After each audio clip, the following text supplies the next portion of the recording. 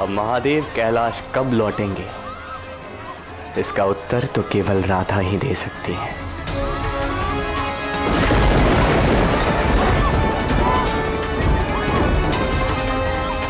जिसने इस समस्या को जन्म दिया है।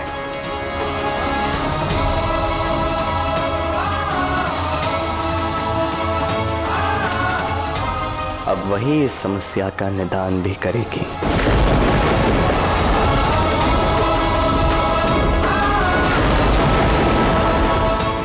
इस शिवरात्रि के महापर्व पर या तो राधा ईर्ष्या मुक्त होगी, या तो ये समस्त ब्रह्मांड महाअंधकार में डूब जाएगा।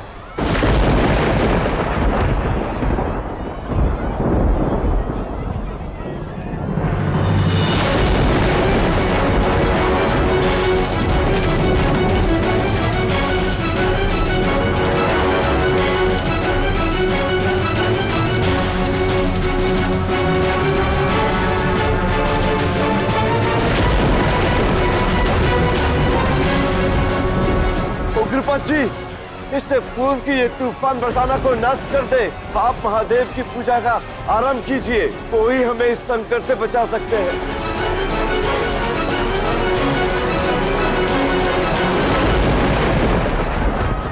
हर हर महादेव।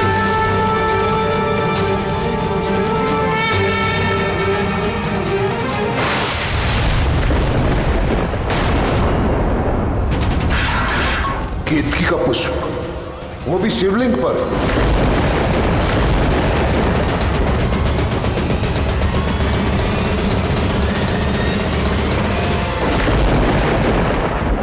पाप, महापाप हो गया है। इस पूजा का आयोजन किसने किया? उत्तर दो। मैंने किया था। जानते हो कितना बड़ा अपराध किया तुमने? अब ये पूजा संपन्न नहीं हो सकती, क्योंकि यह शिवलिंग खंडित हो चुका है।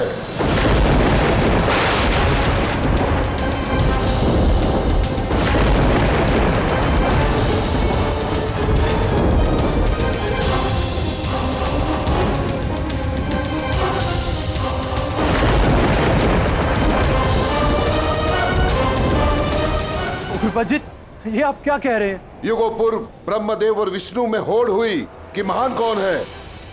तब महादेव ने एक मूर्ति लिंग प्रकट किया और कहा कि जो इसका छोर देख लेगा वो इसका विजेता होगा। ना तो विष्णु देख पाए ना ही ब्रह्मदेव, परंतु ब्रह्मदेव ने छल किया। उन्होंने केतकी के पुष्प से कहा कि वो जाकर कह दे कि वो छोर ब्रह्मदेव ने देख लिया है, और केतकी ने वही किया। तब महादेव क्रोधित होकर उन्होंने केतकी के पुष्प को श्राप दिया, कभी भी महादेव के शिवलिंग पर वो अर्पित नहीं किए जाएगी। और आज इसने यही किया। यह अपराध नहीं, जघन्य अपराध है।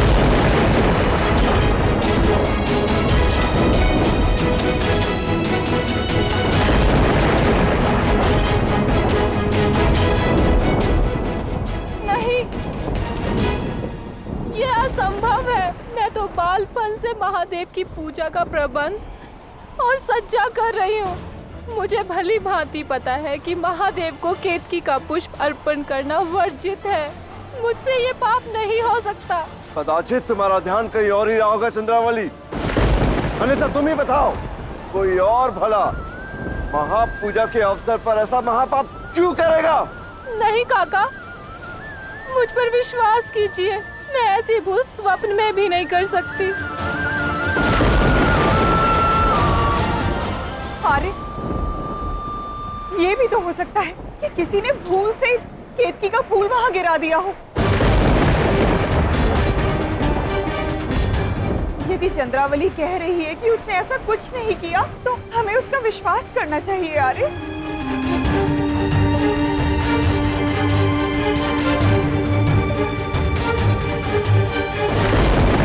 फूल चंद्रावली ने अर्पण किए थे।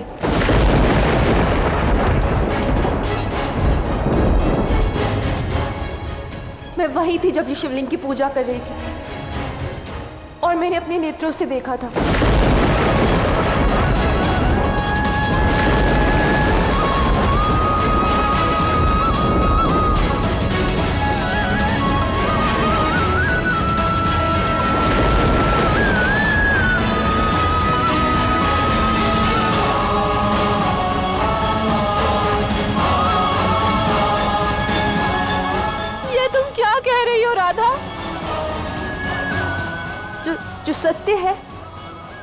कह रही हूँ।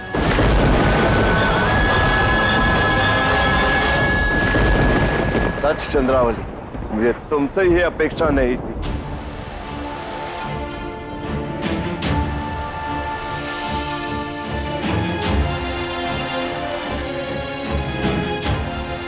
इस खंडित शिवलिंग की पूजा नहीं हो सकती, और जब तक पूजा संपन्न नहीं होती यह वातावरण ऐसा ही रहेगा और ना ही किसी का व्रत पूर्ण होगा। इसका केवल एक ही उपाय है कि चंद्रावली को इस महापाप का प्रायश्चित करना होगा।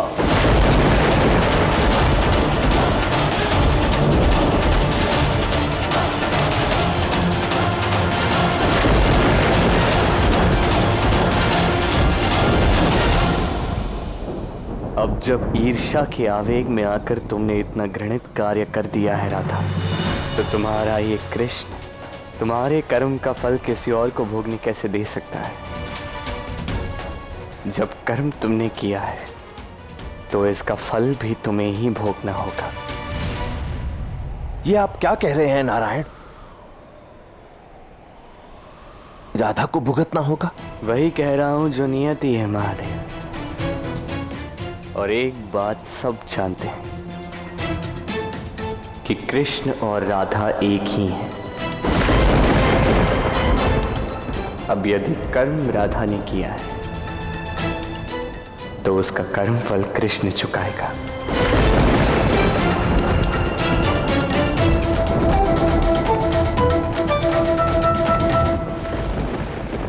और इस दुष्कर्म का प्रायश्चित यही है कि रुक जाइए उग्रपद जी।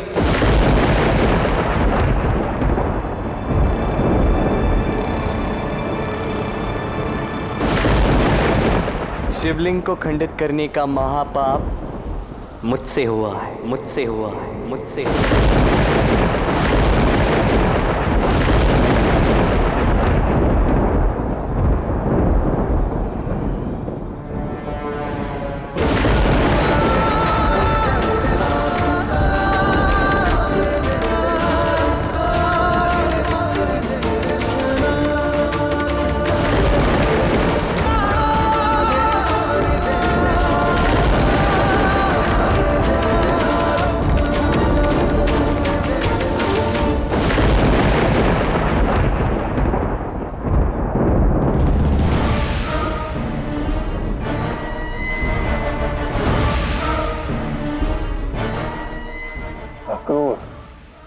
यदि मुझे तुम्हें मारना हो तो क्यों मैं तुम्हें मार नहीं सकता? अवश्य मार सकते हैं महाराज। आप बल और पराक्रम में मुझसे अधिक सामर्थ्य रखते हैं। यही तो मैं समझ में नहीं आ रहा है। प्रत्येक बार मैंने उस कृष्ण को मारने के लिए असुर भेजे, किंतु उसने उसका अंत कर दिया। प्रत्येक बार उसने मेरी योजना को विफल किया। तो इसका एक ही अर्थ है। महाराज, मैं आपका शुभचिंतक भी हूं और आपका विश्वास पात्र भी, इसलिए मैं आपकी इस बात का पूर्णतः समर्थन करता हूं। आप जो भी कह रहे हैं वो उचित ही है। यदि उस कृष्ण की वही नियति है कि वो मेरा अंत करेगा, यदि वो मुझसे अधिक शक्तिशाली है, तो क्यों वो मेरा संहार नहीं करता? क्यों वो मेरा अंत नहीं करता? क्यों? विचार तो मुझे भी विचलित कर रहा है महाराज। यदि कृष्ण को आपका संहार करना है तो वो मौन क्यों बैठा है?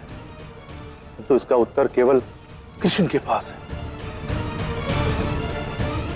तो फिर उस कृष्ण से लाना होगा इस प्रश्न का उत्तर। कदाचित उसके इसी उत्तर में मुझे उस कृष्ण के अंत का मार्ग मिलेगा। मार्ग मिलेगा उस कृष्ण के अंत का।